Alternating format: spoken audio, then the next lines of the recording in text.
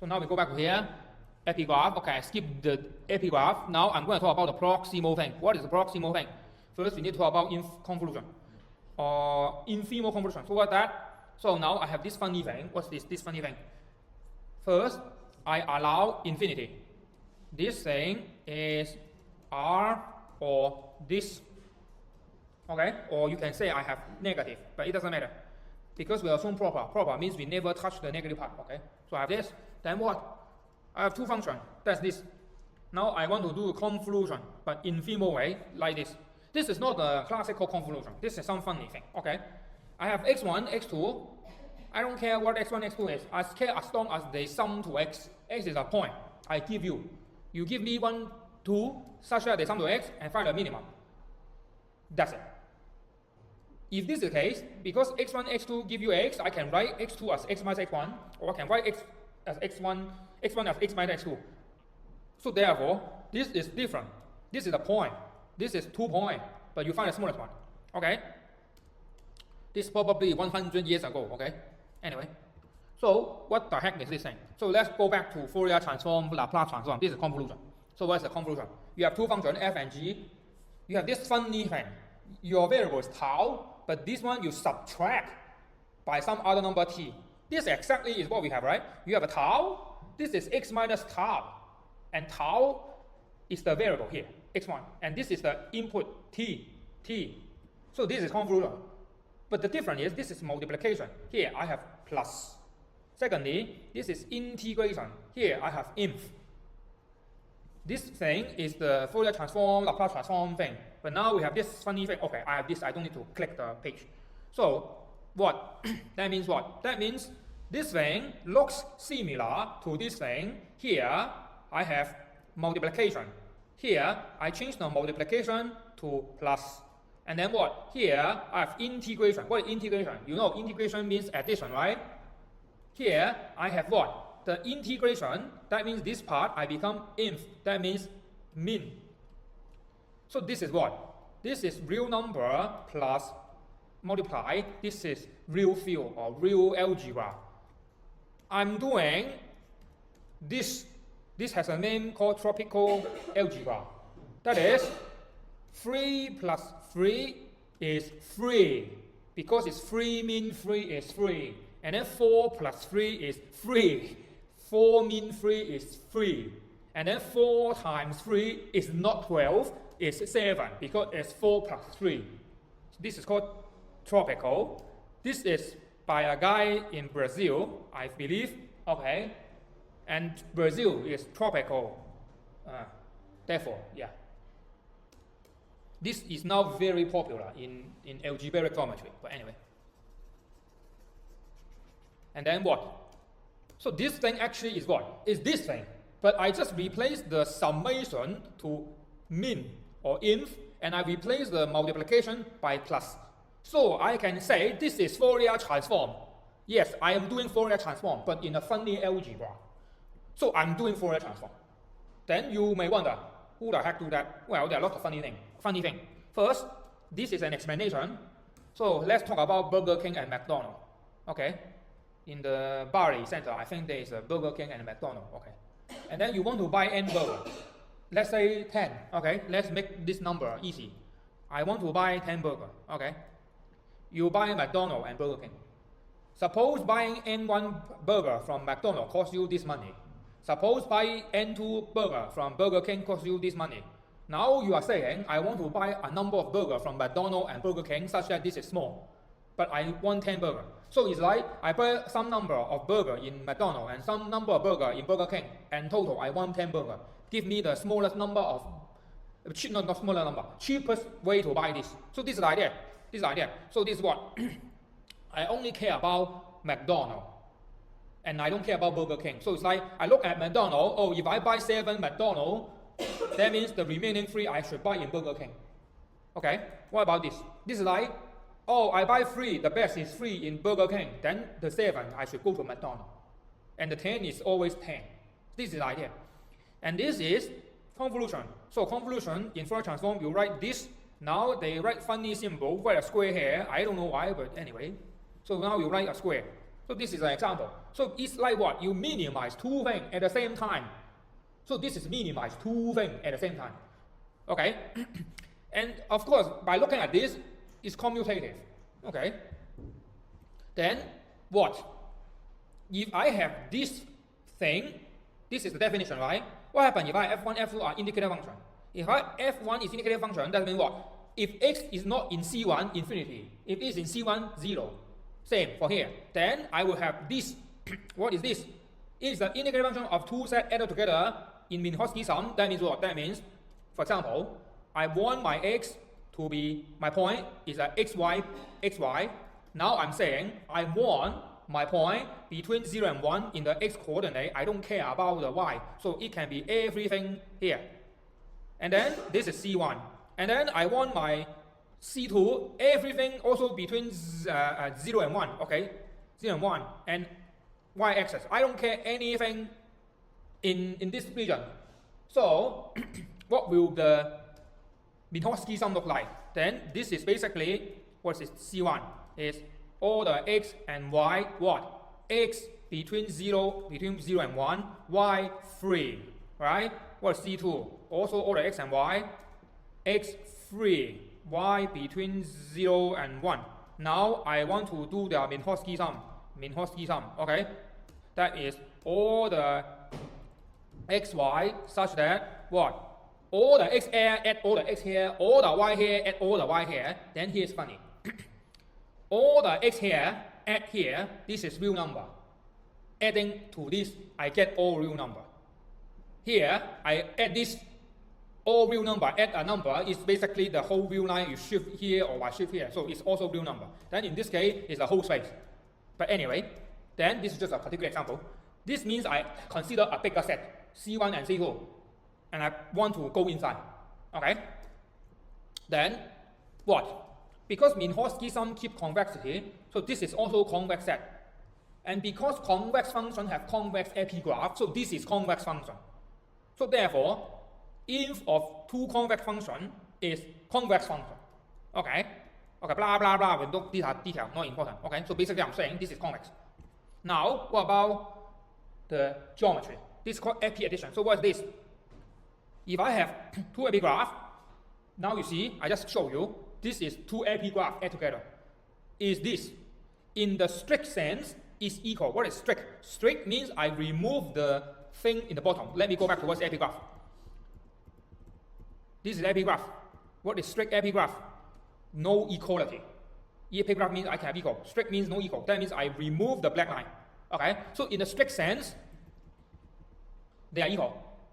But if I include not the strict but the boundary, then this is a subset. Because these two things added together it's possible you don't have the black line, the solid line. So it's a subset. Anyway, and then this is funny. If I have this, then means what? That means if I do Inf-convolution, I'm actually what? The picture is I have one thing. Okay, this is my F. This is my G. Okay, what is F convolute G? Imagine I have this shape and then I add on top of it in this shape, but I will sitting on the ground. Then I will get, okay, very complicated to draw, but you somehow get the meaning, right? Something that looks like this. If I sleep on the floor, still non-convex, but anyway. Okay, so this idea, I will see this. So what next? This is the starting viewpoint of prox. So, okay, this is proof, no time. This is the important thing. So go back to optimization. Why the heck we care about this? So this is the review of what we have talked about so far. We have talked about mean quadratic program. Okay?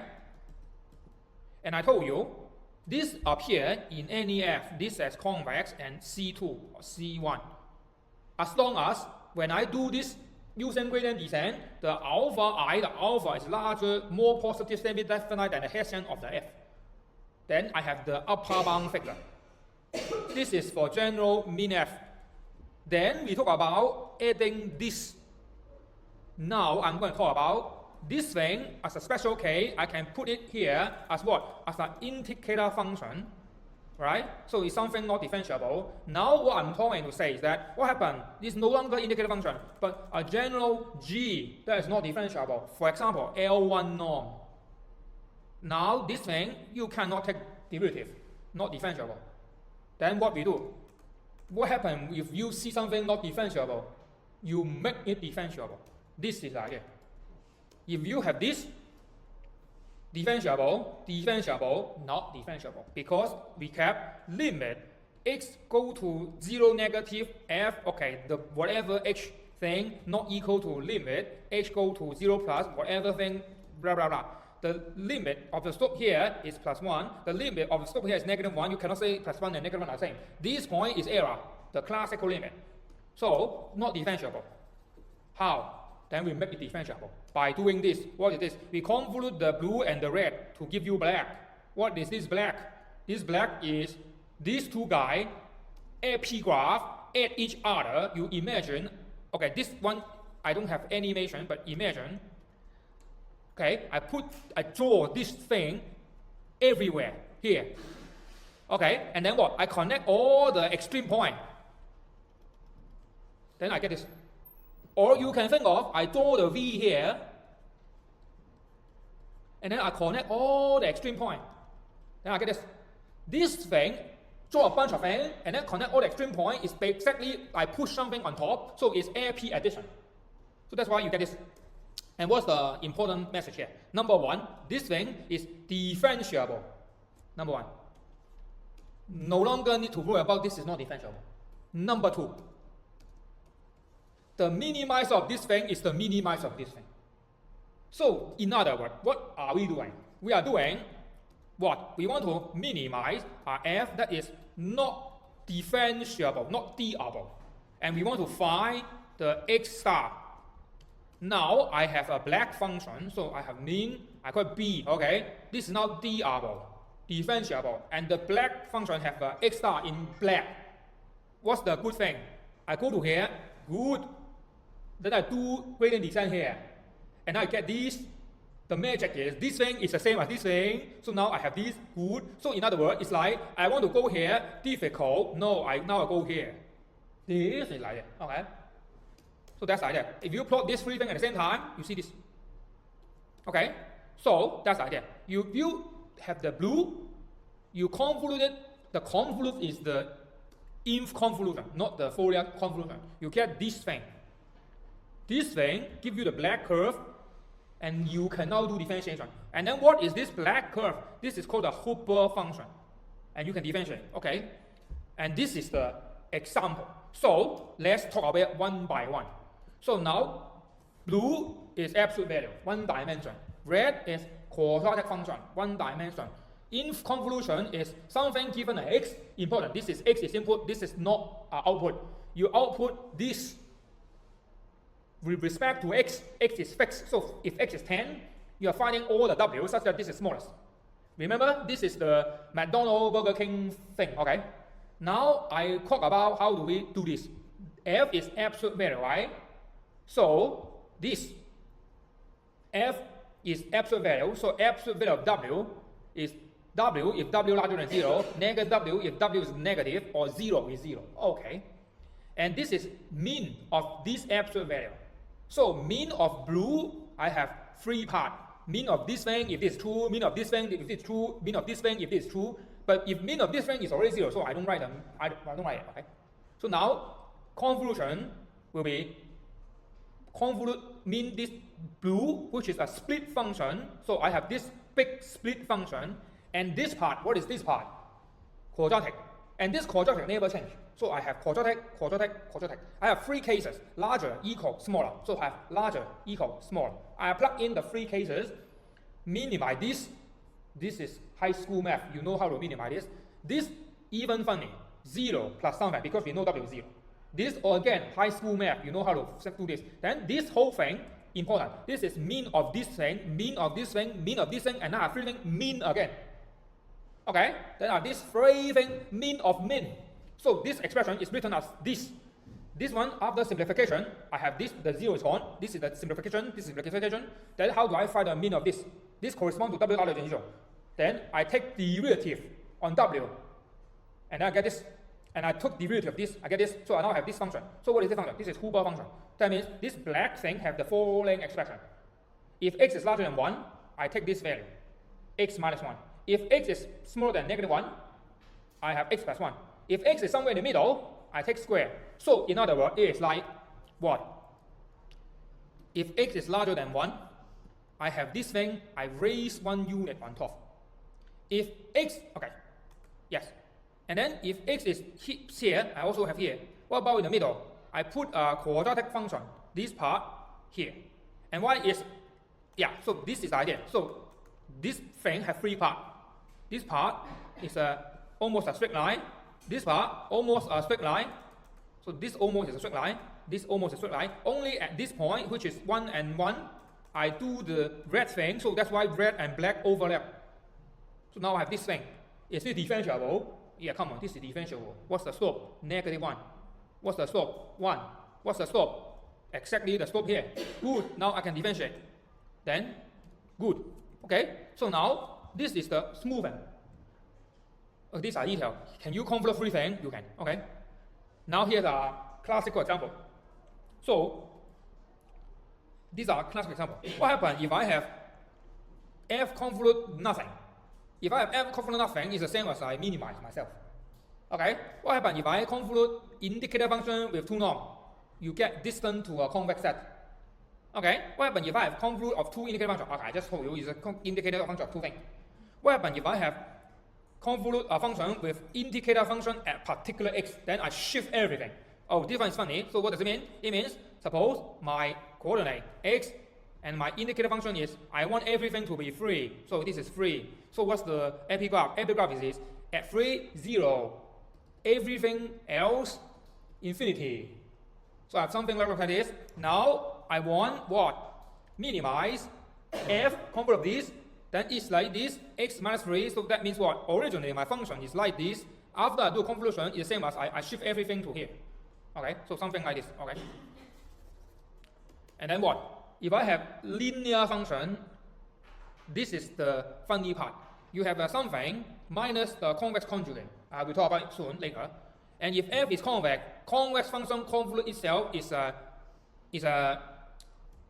image processing function. So it's like this. If you have photo, this is a photo. Now you get like this. Okay. So this part become half, but this part become 2 times. Okay. So something like this. Okay. These are property, and all of them can be an exercise for your homework. Okay. But I'm not going to do that. Okay. So these are property, and then okay, this is even more property. If you mix up conjugate, you have this, and this is what? This actually is the Frenchel Parseval energy theorem in Fourier analysis. So basically saying that convolution and the original domain and in the new domain you have some equality, something like that. Okay, but not going to talk about it. Now here's the most important thing. It's why we talk about this, because we want to convolute something by this term. Okay, what is this? This is proximal operator. So the originality is coming from Moreau Yoshida. Basically, they do some funny thing. Moreau working on mechanics, contact mechanics, so that's why naturally they will see this kind of thing. You touch something with a sharp corner, and then Yoshida is working on some functional analysis saying, okay, so this is the idea. You convolute f with your funny quadratic. So the idea is, we just focus on this case. We always focus on convolute something with quadratic. The idea is to make it differentiable in the bottom. So this is the idea. So this is what? Infinite convolution. I write it in the x1, x2 form. And then what? This function is output a number. I call it E. E stands for envelope. Okay? E of f convolute with half and at a parameter mu. Mu is a number. I have this. So in optimization, usually we don't write this, we write the W. Okay? So we write this or this, because this one you can swap order, doesn't matter. So I have this, and this thing is give you an output value. If I want the W that minimize this is called proximal operator. And this is now the moment you know what is proximal operator. And this is now very powerful. Why? With this in mind, you can already solve non-differentiable optimization. Yes, and this is the basis of convex optimization for non-differentiable function. By just doing this, yes, I'm not joking, by just doing this, you can have something called proximal point method. Okay, I'll talk about it later. So, what's the central idea? Smoothing a non-smooth function to make optimization easier. That's the idea. If I want to minimize absolute value, I can't do this because absolute value not differentiable. Now the magic is I don't do f anymore. I mean this. Then this is doable because can you minimize this thing? You can. You can take slope. Always you can take slope. And the funny thing is I don't care where you go. In the end, the converged solution, that means the minimum, is the same as what I want to do in the beginning. Then of course I do this. Okay? So this is the idea. This is always differentiable, and they share the same minimizer. Absolute value is easy to understand, right? Now I can tell you, this also holds true for infinity norm, sum of eigenvalue, or whatever crazy function that you don't know how to differentiate. Yes, so for example, I want to minimize this. This is the sum of singular value of x, and then take L1 norm. Yes, you can do this. It's the same idea. Then the detail will be what is the prox of that thing, then it will be detailed, okay? But this is the idea. So many formula. You don't need to worry. These are details. This is slide 1. You remember when I talk about the slide 1, I have a page with full of equation. This is the same thing. So you have a bunch of things. These are techniques or useful tools. When you do research on convex optimization, sometimes you come to here and look at what are the useful techniques you can use, then you apply it to your problem. I am not going to ask you to approve this thing too much. Yes. So, for example, this one, the last one is very useful. This one is called Moreau decomposition. Is that the proximal operator of a point x of your function f is the same as the point minus the proximal operator of the whole thing but on the conjugate. So actually this is also the generalization of subspace decomposition theorem. So what's that? Just a small recap. If you have a vector space V, you know there's a vector space orthogonal to it. That is, anything in this cannot be expressed as this, and anything here cannot be expressed here, and their sum is Rn. Okay, for example, this is R2 and this is R1. And a stupid example will be this is 3D space, this V is this space, this one is this space. Then of course, if you have vector here, it's in the coordinate 0, 0, z, whatever thing you do never affect the x, y, 0. Right? So now you have a 3D point, you have a alpha, beta, gamma. This thing can all be written as something here plus something here, right? So I have a x equal to blue plus red. What is this? I have a x that can be written as blue plus red. You can think of it like this. So this is a generalization of this. They are 90 degrees. Yes, actually they are 90 degrees too. But the 90 degree is in the normal cone sense or convex analysis sense. So this is actually a generalization of this. Yes. This one is very useful, okay? Other one, no time to talk about someone, too many things, okay? And then this, okay, you see this is called Huber function. It's just a name. So, this is the proof that minimizing the black is the same as minimizing the blue. I want to minimize this. This thing, by definition, is Moreau envelope is this thing, right? This is input, so I have an x here, but I'm minimizing on y. So I have this thing. What's next? You can swap order. So I swap order. So now I swap their order. This thing means fy have nothing. So I go inside. So I have this. What's the smallest x that make this small? X is y. When x is y, this is 0. Okay, I have this. I change name y to x. Done. What about Argmin here? Do something similar. Okay. So that's why minimizing this same as minimizing this. What's the difference? If you do gradient descent, you have a point here. Is this point here? No, because you see there's a gap. This is true only at the minimum. If your point is here, you actually underestimate the blue. Okay? So if you go to here, or back to the burger problem, You think that, oh, if I buy hamburger, I choose to buy 2 hamburger here. I cost $5. Happy. Actually, the real cost is $7. That's the idea, okay? So this is another thing. So here's the summary. Summary is this funny thing is a convolution. In the funny algebra sense, the picture is you just add epigraph, you push something, go up. Yeah. And if we focus on a special case that this is quadratic, the whole thing is proximal operator. Now we have proximal operator, then talk about proximal point. Proximal point practically is useless. This is for study only. So I want to mean this. Here's a funny thing. Possibly not differentiable. That means, think about it. I minimize absolute value. Then you can't do gradient descent. Now you know what's the proximal operator, Moreau Yoshida proximal operator, something like this. And you also know that, what? F is convex, right?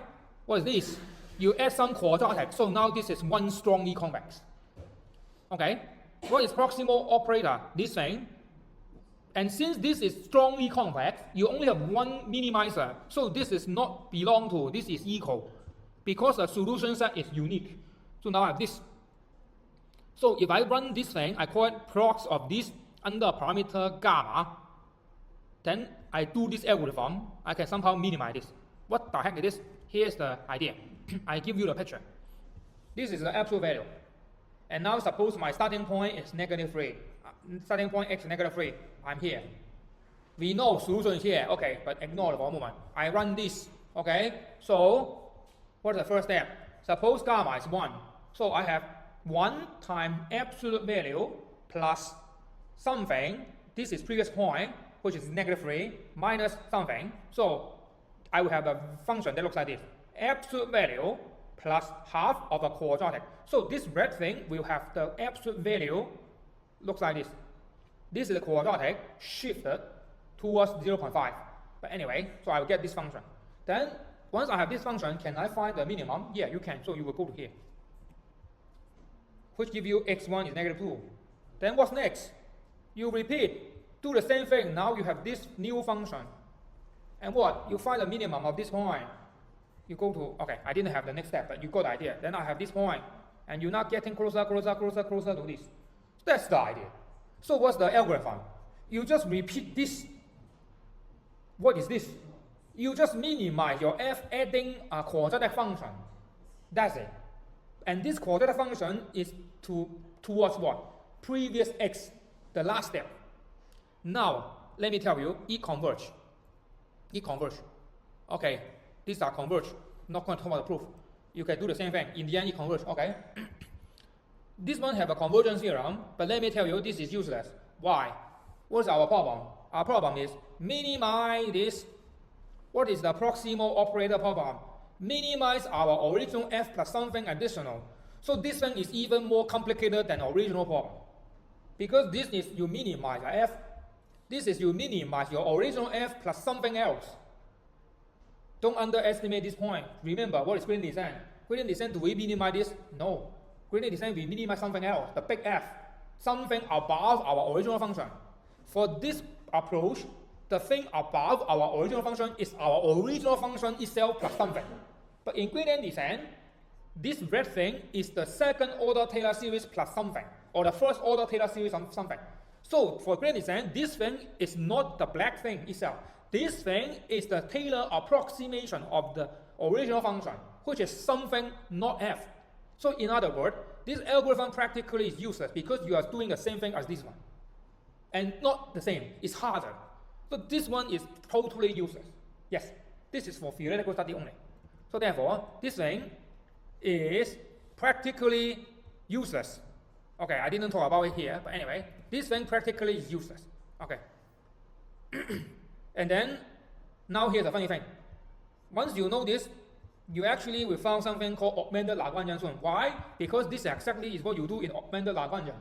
So you're actually doing proximal point in Lagrangian. So therefore, you get ADMM. Okay? But anyway, I'll talk about it later. Important. This one have no application. Because you want to minimize the f, adding a quadratic only make your problem harder.